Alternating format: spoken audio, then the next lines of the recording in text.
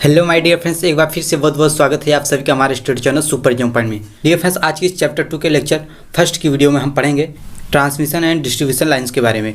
Friends, इस video में आपको भली भांति प्रकार से हर एक हेडिंग के बारे में विधिवत बताएंगे, तो फ्रेंड्स आप लोग इस वीडियो को पूरा इन तक जरूर देखिएगा।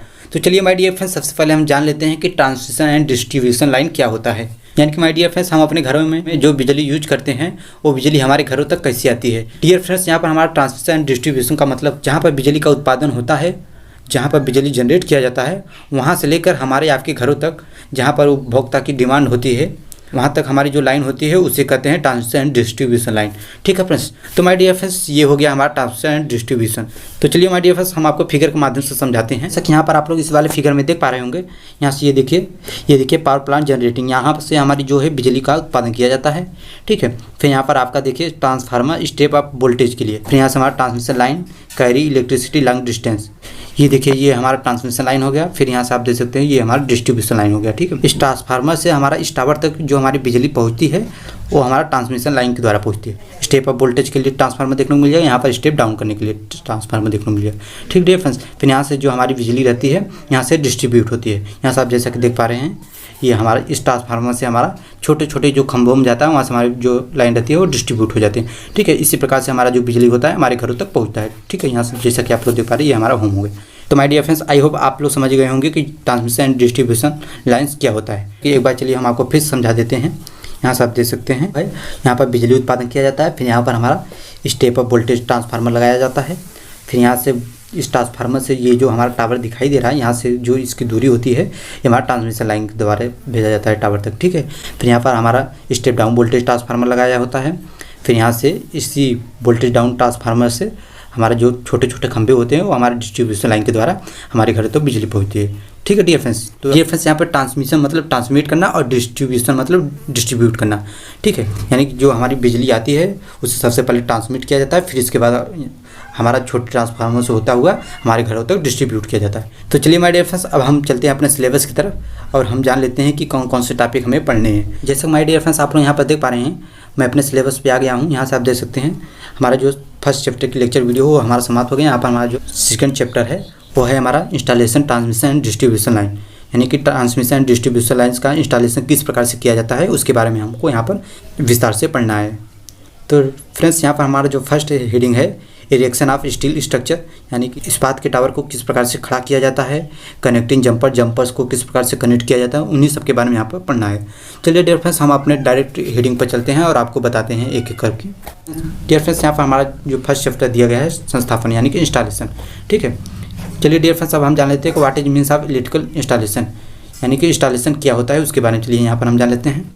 विद्युत संस्थापन एक विशेष उद्देश्य को पूरा करने के लिए विद्युत उपकरणों का एक संयोजन है, यानी जो विद्युत उपकरणों का संयोजन होता है उसी को विद्युत संस्थापन बोला जाता है। यहाँ पे एग्जांपल देकर बताया जा रहा है कि इलेक्ट्रिकल वायरिंग एक विद्युत संस्थापन है क्योंकि इसमें कई उपकरण जैसे बोर्ड सॉकेट लाइट का एक संरचना में केबलिंग किया गया होता है। यहाँ पर डियर फ्रेंड्स बताया जा रहा है कि विद्युत संस्थापन हमारा जो होता है वो एक विशेष उद्देश्य को पूरा करने के लिए विद्युत उपकरणों का एक संयोजन होता है। डोमेस्टिक पर्पज की पूर्ति के लिए ऐसा किया जाता है, घरेलू पर्पज के लिए हमारा किया जाता है। फिर यहाँ पर डियर फ्रेंड्स हमारा जो नेक्स्ट हेडिंग है वो है हमारा व्हाट इज ट्रांसमिशन लाइन, यानी ट्रांसमिशन लाइन क्या होता है। डियर फ्रेंड्स, मैंने आप लोगों को फिगर में पहले ही बता दिया है कि ट्रांसमिशन लाइन क्या होता है। तो यहाँ पर आप देख पा रहे हैं ये हमारा इलेक्ट्रिसिटी यहाँ पर जनरेट किया जा रहा है।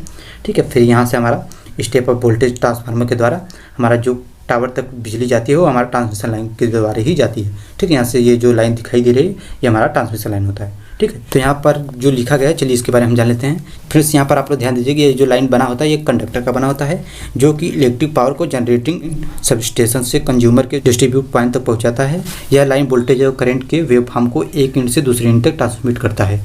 सेफ्टी पर्पज के लिए ट्रांसमिशन लाइन और ग्राउंड के बीच की दूरी अधिक रखी जाती है। जो हमारा सेफ्टी पर्पज के लिए होता है ट्रांसमिशन लाइन और ग्राउंड के बीच की जो दूरी रखी जाती है उसे अधिक रखी जाती है। सेकंड नंबर है ट्रांसमिशन लाइन के कंडक्टर को सपोर्ट करने के लिए इलेक्ट्रिक टावर का उपयोग किया जाता है। ट्रांसमिशन लाइन के जो कंडक्टर होते हैं उन्हें सपोर्ट करने के लिए यहाँ पर इलेक्ट्रिक टावर का उपयोग किया जाता है। फिर यहाँ पर हमारा अगला पॉइंट है ट्रांसमिशन लाइन के कंडक्टर को हाई स्ट्रेन प्रदान करने के लिए टावर को स्टील का बनाया जाता है। बताया जा रहा है कि हाई स्ट्रेन प्रदान करने के लिए टावर को हमारा इस्पात का बनाया जाता है। फिर यहाँ डियर फ्रेंड्स यहाँ पर हमारा जो नेक्स्ट पॉइंट है वो है हमारा संचरण जाल, ट्रांसमिशन नेटवर्क को ट्रांसमिशन ग्रिड करते हैं। फिर हमारा अगला जो पॉइंट है वो है हमारा सपोर्ट। ट्रांसमिशन एंड डिस्ट्रीब्यूशन में लाइन चालक को भूमि से ऊपर क्षैतिज रखने के युक्त को आलम कहते हैं। फिर डियर फ्रेंड्स यहाँ पर हमारा जो नेक्स्ट पॉइंट है वो है हमारा लाइन चालक। इलेक्ट्रिक पावर को सेंडिंग एंड से रिसीविंग एंड तक ले जाने के लिए जिस युक्त का प्रयोग किया जाता है उसे लाइन चालक कहते हैं। तो चलिए डियर फ्रेंड्स चलते हैं हम अपने नेक्स्ट हेडिंग की तरफ। यहाँ पर हमारा नेक्स्ट हेडिंग है what is distribution line. Distribution line क्या होता है? इलेक्ट्रिक पावर को सब स्टेशन से कंज्यूमर के डिमांड पॉइंट तक पहुंचाना डिस्ट्रीब्यूशन लाइन का कार्य होता है। ये इलेक्ट्रिकल एनर्जी को डिस्ट्रीब्यूट करता है। जैसे कि यहाँ पर आप लोग इस वाले फिगर में देख पा रहे हैं, यहाँ पर बताया जा रहा है कि सब स्टेशन से कंज्यूमर के डिमांड पॉइंट तक, यानी कंज्यूमर कौन हो गया यहाँ पर, ये जो हमारा घर होता है वो कंज्यूमर हो गया, यानी कंज्यूमर आपका कोई भी हो सकता है, वो उपभोक्ता, ठीक है। कंज्यूमर के डिमांड पॉइंट तक यानी कि उसे कहाँ तक बिजली चाहिए वहाँ तक की जो लाइनें होती है उसे हम डिस्ट्रीब्यूशन लाइन कहते हैं, ठीक है। यहाँ पर डिफरेंस बताया जा रहा है कि डिस्ट्रीब्यूशन लाइन्स का कार्य होता है इलेक्ट्रिकल एनर्जी को डिस्ट्रीब्यूट करना। जो हमारा फर्स्ट पॉइंट है वो है हमारा ट्रांसमिशन सिस्टम के अंतिम छोर पर एक स्टेप डाउन ट्रांसफार्मर की सहायता से वोल्टेज को 11 kV पर प्राप्त करते हैं। यहाँ से जैसा डिफरेंस मैंने आपको फिगर में दिखाया था, यहाँ पर जो हमारा ट्रांसफार्मर लगा है स्टेप डाउन का, यहाँ से इसे हम 11 kV के वोल्ट पर परिवर्तित कर लेते हैं। स्टेप डाउन ट्रांसफार्मर का उपयोग वहाँ पर वोल्टेज को 11 kV तक प्राप्त करने के लिए करते हैं। चलिए हम अपने नेक्स्ट हेडिंग की तरफ चलते हैं। यहाँ पर हमारा जो नेक्स्ट हेडिंग है वो है हमारा इरेक्शन ऑफ स्टील स्ट्रक्चर। इसके बारे में चलिए हम जान लेते हैं क्या है। यहाँ बताया जा रहा है कि ट्रांसमिशन तथा डिस्ट्रीब्यूशन के लिए लाइन चालक का प्रयोग किया जाता है। अब इन लाइन चालक ओवरहेड पावर लाइन के सपोर्ट के लिए स्टील से बनी एक स्ट्रक्चर का प्रयोग किया जाता है जिसे स्टील स्ट्रक्चर कहते हैं। इसे ट्रांसमिशन टावर, पावर टावर या फिर स्टील टावर भी कहा जाता है। यहाँ पर जो हमारा फर्स्ट पॉइंट करके दिया गया है यह है हमारा, यह टावर हैवी ट्रांसमिशन कंडक्टर को कैरी करता है और यह जमीन से सुरक्षित ऊंचाई तक होता है। और यहाँ पर बताया जा रहा है सपोर्ट के बारे में, ठीक है, यानी कि सपोर्ट किस प्रकार से दिया जाता है। डिफरेंस यहाँ पर दो प्रकार से सपोर्ट को दिया जाता है, एक पोल के जरिए दिया जाता है और एक हमारा टावर के जरिए दिया जाता है। जहाँ पर जिस प्रकार की जरूरत होती है वहाँ पर उस सपोर्ट वहाँ पर दिया जाता है। डिफरेंस हमारा जो सेकंड पॉइंट है वो हमारा 66 kV तथा उससे उच्च वोल्टता व 200 मीटर या उससे अधिक विद्युत लाइन के लिए लाइन आधार के रूप में इस्पात टावर का उपयोग किया जाता है। यहाँ पर डिफरेंस बताया जा रहा है कि 66 kV या उससे उच्च वोल्टता के जो होते हैं उन्हें 200 मीटर या उससे अधिक विद्युत लाइन के लिए लाइन के आधार के रूप में इस्पात टावर का उपयोग किया जाता है, ठीक है, स्टील टावर का उपयोग किया जाता है यहाँ पर। फिर डिफरेंस यहाँ पर जो हमारा नेक्स्ट पॉइंट है वो है हमारा transmission tower overhead power line के हाई वोल्टेज कंडक्टर को सपोर्ट प्रदान करता है। यानी ट्रांसमिशन जो टावर होता है ओवरहेड पावर लाइन के हाई वोल्टेज कंडक्टर को सपोर्ट प्रदान करता है। फिर यहाँ पर हमारा जो नेक्स्ट पॉइंट है स्टील टावर या फिर लैटिस टावर होता है वो हमारा किस धातु का बना होता है, हमारा गैल्वेनाइट स्टील का बना होता है। डीएफएस यहाँ पर हम लोग सपोर्ट देने के लिए पोल और टावर दोनों का उपयोग करते हैं। नॉर्मल ट्रांसमिशन लाइन टावर के लिए हम पोल का उपयोग करते हैं और हैवी ट्रांसमिशन कंडक्टर के लिए हम टावर का यूज करते हैं। पोल हमारा लकड़ी, सीमेंट या किसी का भी हो सकता है, जहाँ पर जैसी आवश्यकता होती है वहाँ पर हम वैसा यूज करते हैं। फिर डीएफएस चलिए अब हम चलते हैं अपने नेक्स्ट हेडिंग की तरफ। यहाँ पर हमारा जो नेक्स्ट हेडिंग है वहाँ पर है why are transmission tower so high, यानी कि ट्रांसमिशन टावर को ऊंचा क्यों रखा जाता है। तो चलिए डीएफएस अब हम जान लेते हैं इसके बारे में। यहाँ बताया जा रहा है कि पावर लाइन हाई वोल्टेज का होता है, इसलिए उन लाइन और ऑब्जेक्ट्स के बीच में अधिक स्पेस की आवश्यकता होती है, जिससे लोगों, वाहनों और उपकरणों को स्वतंत्र रूप से जाने की अनुमति मिलती है। ठीक, इसलिए ट्रांसमिशन टावर आमतौर पर 55 फीट से 150 फीट ऊंचे रखे जाते हैं। फिर डीएफएस यहाँ पर हमारा जो नेक्स्ट हेडिंग है वो है हमारा इरेक्शन ऑफ स्टील टावर, यानी कि स्टील टावर को खड़ा करने की विधियाँ। कौन कौन सी विधियाँ हैं, चलिए उसके बारे में हम जान लेते हैं। यहाँ पर इसकी कुछ विधियाँ दी गई हैं, इन सब विधियों के बारे में हमें विस्तार से पढ़ना है। यहाँ पर डीएफएस जो हमारा फर्स्ट मेथड है वो है हमारा बिल्डअप विधि या फिर टुकड़ा करने की विधि। इस विधि में टावर को छोटे छोटे भागों में बनाकर खड़ा किया जाता है। टावर हमारा काफ़ी बड़ा और वजन होता है, इससे एक बार में पूरा तैयार करके खड़ा तो किया नहीं जा सकता, तो ऐसे में इसे पार्ट बाई पार्ट करके खड़ा किया जाता है। ठीक है, तो हमारा ये फर्स्ट मेथड में हमारा ये हो गया। चलो डीएफएस चलते हैं हम अपने सेकंड मेथड की तरफ। यहाँ पर हमारा जो सेकंड नंबर मेथड है वो है हमारा सेक्शन मेथड। सेक्शन मेथड में भी इसी प्रकार से टावर को खड़ा किया जाता है, जिस प्रकार से आपका बिल्डअप विधि में किया जाता है। ठीक है, तो चलिए डीएफएस चलते हैं अब हम अपने थर्ड मेथड की तरफ। हमारा थर्ड मेथड है ground assembly method. Ground assembly method में टावर को ज़मीन पर ही तैयार करके भारी मशीनों के जरिए खड़ा किया जाता है। फिर यहाँ पर हमारा जो फोर्थ नंबर दिया गया है यहाँ पर है हमारा हेलीकॉप्टर विधि।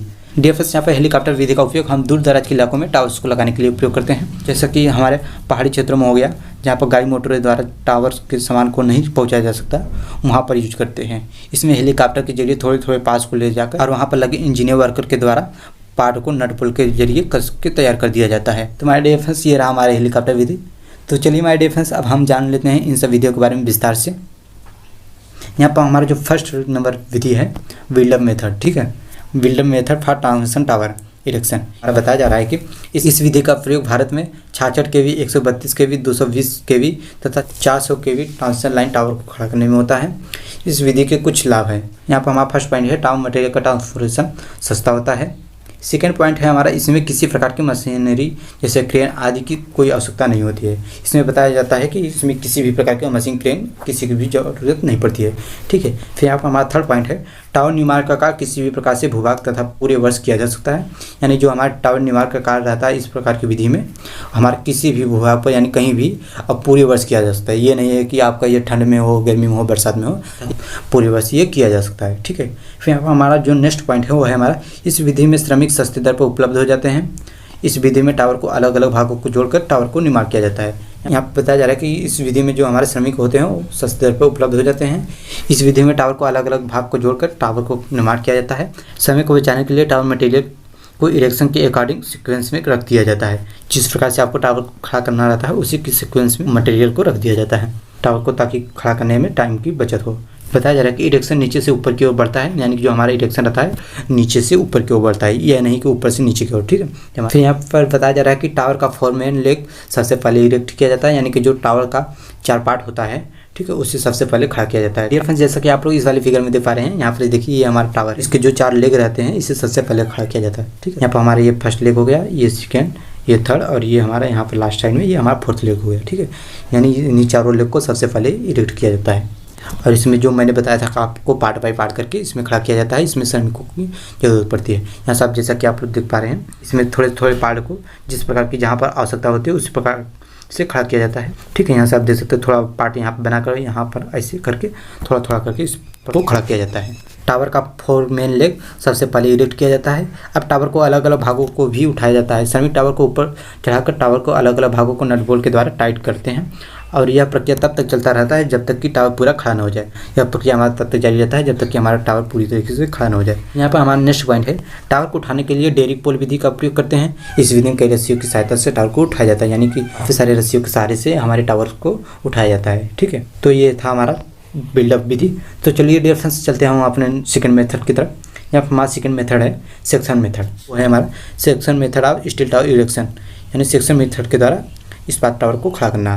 इस विधि में टावर के विभिन्न भाग को जमीन पर जोड़कर एक असेंबली बनाया जाता है। इसके बाद इसी असेंबली को मोबाइल क्रेन या फिर डेरिक पोल के द्वारा स्थापित किया जाता है। इस विधि में हम कह सकते हैं कि कुछ छोटे आकार के टावर के लिए इस विधि का उपयोग किया जाता है। इसमें टावर को जमीन पर ही पूरा तैयार करके रस्सियों या फिर मोबाइल क्रेन के द्वारा स्थापित किया जाता है। इस विधि का प्रयोग कम किया जाता है क्योंकि मोबाइल क्रेन की सुविधा सभी जगह पर समान रूप से नहीं उपलब्ध हो सकती, क्योंकि यह मोबाइल क्रेन जो होता है हमारा महंगा होता है। जैसा कि आप लोग इस वाले फिगर में देख पा रहे हैं, यहाँ पर टावर को उठाने के लिए एक क्रेन का उपयोग किया जा रहा है। ठीक है। यहाँ पर क्या होता है कि जमीन पर ही पूरा तैयार कर लिया जाता है क्रेन के जरिए, जहाँ पर इस्पात टावर को खड़ा करना रहता है वहाँ पर खड़ा कर दिया जाता है। तो चलिए हमारे डियर फ्रेंड्स, चलते हैं हम अपने नेक्स्ट हेडिंग की तरफ। यहाँ पर हमारा जो नेक्स्ट हेडिंग है वो है हमारा ग्राउंड असेंबली मेथड। तो चलिए डियर फ्रेंड्स, चलिए अब हम इसके बारे में जान लेते हैं। बताया जा रहा है कि इस विधि में टावर के पार्ट को जमीन पर इकट्ठा किया जाता है तथा पूरे टावर को असेंबली किया जाता है। पूरे टावर को ग्राउंड पर क्षैतिज दिशा में जोड़ा जाता है। जमीन पर ही क्रॉस आर्म को भी जोड़ दिया जाता है। जैसे ही पूरे टावर को जोड़ दिया जाता है तो पूरे टावर को क्रेन की सहायता से उठाया जाता है तथा जिस स्थान पर स्थापित करना होता है उसकी नींव के ऊपर रख दिया जाता है। इस विधि का उपयोग बड़े तथा भारी टावर के लिए उपयोग नहीं किया जाता है। भारत में इस विधि को नहीं अपनाया जाता है क्योंकि मोबाइल क्रेन का किराया कीमत अधिक होता है तथा टावर लोकेशन तथा सड़कें भी नहीं बनी होती हैं। DFS यहाँ पर बताया जा रहा है कि जो हमारा ग्राउंड असेंबली मेथड है इसमें हमारा क्रेन की सहायता से टावर को उठाया जाता है तथा जिस स्थान पर स्थापित करना रहता है उसके नींव के ऊपर रख दिया जाता है। भारत में इस विधि का उपयोग नहीं किया जाता है क्योंकि ये जो मोबाइल क्रेन होते हैं काफ़ी महंगे होते हैं। ठीक है। इनकी कीमत जो होती है काफ़ी महंगी होती है, इसलिए इस विधि का उपयोग यहाँ पर नहीं किया जाता है। जैसे कि फ्रेंड्स आप लोग इस वाले फिगर में देख पा रहे होंगे, इसमें फ्रेंड्स यहाँ बताया जा रहा है कि जो इसके आर्म होते हैं, यानी कि यहाँ पर ये जो आर्म दिए गए हैं इसके ये जो हमारे होते हैं ये आर्म होते हैं। ठीक है। इस आर्म को भी हमारा ये ज़मीन पर ही खड़ा कर दिया जाता है। ठीक है। यानी पूरे टावर को टोटली संपूर्ण तरीके से तैयार कर दिया जाता है। फिर यहाँ पर मोबाइल क्रेन के जरिए से इसे उठाकर जहाँ पर खड़ा करना रहता है वहाँ पर खड़ा कर दिया जाता है। चलिए डियर फ्रेंड्स, चलते हैं हम अपने नेक्स्ट हेडिंग की तरफ। यहाँ पर डियर फ्रेंड्स अब हमारा नेक्स्ट हेडिंग है वो है हमारा हेलीकॉप्टर मेथड। इस विधि में टावर को अलग अलग हिस्सों में बनाया जाता है तथा हेलीकॉप्टर की सहायता से टावर अलग अलग हिस्सों में उठाकर एक दूसरे के ऊपर फिट किया जाता है जब तक कि पूरा टावर खड़ा ना हो जाए। फिर DFS इस वाले वीडियो में बताया जा रहा है कि यहाँ पर हेलीकॉप्टर की सहायता से टावर के अलग अलग हिस्से को उठाकर एक दूसरे के ऊपर फिट करते हुए चले जाते हैं जब तक कि हमारा पूरा टावर पूरी तरीके से खड़ा ना हो जाए। ठीक, जैसा कि डियर फ्रेंड्स आप लोग इस वाले फिगर में देख पा रहे हैं, यहाँ पर ये देखिए हमारा हेलीकॉप्टर है। ठीक है। यहाँ पर पार्ट बाई पार्ट करके इसके पार्ट को यहाँ पर ये दे रहा है। ठीक है। यहाँ पर पार्ट बाई पार्ट करके सामान को दिया जाता है। यहाँ पर लगे हुए मजदूर और वर्कर्स जो लगे होते हैं वहाँ पे इंजीनियर इसके जो पार्ट्स रहते हैं उससे नट बोल्ट के जरिए कसते हुए चले जाते हैं। ठीक है, इसलिए प्रक्रिया हमारी तब तक जारी रहती है जब तक कि हमारा पूरा टावर पूरी तरीके से खड़ा ना हो जाए। ठीक है, अब बताया जा रहा है कि कभी कभी इस विधि में अलग अलग हिस्सों को जोड़कर पूरा टावर बनाया जाता है तथा हेलीकॉप्टर की सहायता से पूरे टावर को उठाकर टावर की नींव पर रखकर टावर को खड़ा किया जाता है। तो ये हो गया हमारा हेलीकॉप्टर मेथड। तो माय डियर फ्रेंड्स, ये हो गया हमारा टावर्स को खड़ा करने की चारों विधियों के बारे में। आप इसके बारे में और थोड़ा डिटेल्स में पढ़ लीजिएगा। कुल मिलाकर समझना होता है, जब आप लोग समझे रहेंगे तो एक बार बुक से पढ़ लेंगे तो आपका जो भी डाउट शेष बचा रहेगा वो आपका 100% क्लियर हो जाएगा। तो चलिए डियर फ्रेंड्स, चलते हैं अपने नेक्स्ट हेडिंग की तरफ। यहाँ पर जो हमारा नेक्स्ट हेडिंग है वो हमारा कनेक्टिंग जंपर है। ठीक है, यानी कनेक्टिंग जंपर क्या होता है उसके बारे में यहाँ पर हमको पढ़ना है। चलिए डियर फ्रेंड्स, देख लेते हैं हम इसके बारे में। यहाँ बताया जा रहा है कि यह एक छोटी लंबाई का चालक तार होता है जो दो चालक तार को आपस में जोड़ता है। फिर यहाँ बताया जा रहा है कि एक जंपर उसी पदार्थ का तथा उसी धारक की क्षमता का बना होता है जितना लाइन चालक का होता है। फिर डीएफएस यहाँ बताया जा रहा है कि जो हमारा जो जंपर लगा होता है वो हमारा उसी चालक तार का होता है, यानी जो तार गई होती है उसी तार का ये हमारा जंपर बना होता है जो दो चालक तार को आपस में जोड़ता है। जो दो चालक तार होती हैं उन्हें आपस में जोड़ता है। एक जंपर उसी पदार्थ का तथा उसी धारक क्षमता का बना होता है जितना लाइन चालक का होता है। ठीक है, यहाँ बताया जा रहा है कि जो हमारा जंपर होता है उसी पदार्थ का तथा उसी धारक क्षमता का बना होता है जितना लाइन चालक का होता है। ठीक है, ये जो लाइन चालक होती हैं जितना इसकी क्षमता होती है उतना ही क्षमता ये हमारे जंपर का ही होता है। ठीक है, चलिए हम आपको फिगर के माध्यम से दिखाते हैं। जैसे कि यहाँ पर आप लोग देख पा रहे हैं ये हमारे जंपर का फिगर है। ठीक है, यहाँ पर हमारा कुछ इंसुलेटर लगा हुआ है, यहाँ से हमारा जो बिजली है यहाँ पर इधर उधर नहीं जा सकती है, तो यहाँ पर हमारा ये जो जंपर लगा हुआ है। ठीक है, इसके जरिए से हमारा यहाँ से यहाँ तक बिजली जाती है। ये हमारा कई खंभों में होकर जाता है, जैसे हम आपको समझाएं तो जैसे कई खंभे हो गए हमारा इस प्रकार से। ठीक है, तो इसमें क्या होता है कि जैसे हमारा लाइन इधर से यहाँ तक आती है, फिर यहाँ से यहाँ तक, यहाँ से यहाँ तक, यहाँ से यहाँ तक। ठीक है, इसमें कई सभी खंभों में जंपर लगे होते हैं, आप लोगों ने देखा होगा इस प्रकार से जंपर लगे होते हैं। जहाँ पर जैसे अगर इस खंभे में फॉल्ट हो गया है, कुछ भी गड़बड़ी हो गई है आगे की लाइन में, हमें ठीक करना रहता है, तो ये जो हमारा यहाँ पर जंपर कनेक्टिंग रहता है इसे यहाँ से डिस्कनेक्ट कर दिया जाता है। ठीक है, यहाँ से जब डिस्कनेक्ट कर दिया जाता है तो आगे हमारा विद्युत का प्रवाह नहीं होता है, तो यहाँ से जो भी मरम्मत करना रहता है यहाँ से हम इसे आसानी से कर सकते हैं। ठीक है डियर फ्रेंड्स, तो ये हमारा जंपरिंग हो गया। यहाँ पर बताया जा रहा है कि यह एक छोटी लंबाई का चालक तार होता है जो दो चालक तार को आपस में जोड़ता है। एक जंपर उसी पदार्थ का तथा उसी धारक की क्षमता का बना होता है जितना लाइन चालक का होता है। फिर यहाँ पर हमारा फर्स्ट पॉइंट करके दिया गया है jumper are like on off switch, यानी स्विच को ऑन ऑफ करने के लिए जंपर का उपयोग किया जाता है। फिर यहाँ पर हमारे इंग्लिश में इसका डेफिनेशन दिया गया है। A jumper is a short length of conductor use to close open to bypass part of electrical circuit. तो माय डियर फ्रेंड्स, आज की इस वीडियो में हमें इतना ही पढ़ना था। फ्रेंड्स, वीडियो लंबी ना हो जाए इसलिए मैं कोशिश करता हूं कि आपको बहुत ही कम शब्दों में आसानी से भली बात समझा सकूं। मैं आशा करता हूं आप लोगों को अब 100% समझ में आ गया होगा। अगर फिर भी कुछ भी डाउट्स रह गई हैं तो आप लोग इसे एक बार बुक से अवश्य देख लीजिएगा। तो माय डियर फ्रेंड्स, ये रही हमारा चैप्टर 2 के लेक्चर फर्स्ट की वीडियो। फ्रेंड्स, अगर आप लोगों ने चैप्टर फर्स्ट के लेक्चर वीडियो को नहीं देखा है तो लिंक आपको इस वीडियो को डिस्क्रिप्शन में मिल जाएगा या आप लोगों को इस वीडियो क्लास में दे दिया जाएगा, आप लोग वहाँ जाकर देख लीजिएगा। फ्रेंड्स, इसके अगले लेक्चर की वीडियो आप लोगों को जल्द ही देखने को मिल जाएगी। तो ऐसे माय डियर फ्रेंड्स, अगर आप लोगों ने अभी तक हमारे चैनल को सब्सक्राइब नहीं किया है तो हमारे चैनल को जरूर सब्सक्राइब करके बेल आइकन को प्रेस कर लीजिएगा ताकि आने वाली वीडियो की नोटिफिकेशन आपसे मिस ना हो सके। मैं मिलता हूँ फ्रेंड्स आप लोगों से अपने नेक्स्ट वीडियो में, तब तक के लिए बाय बाय फ्रेंड्स।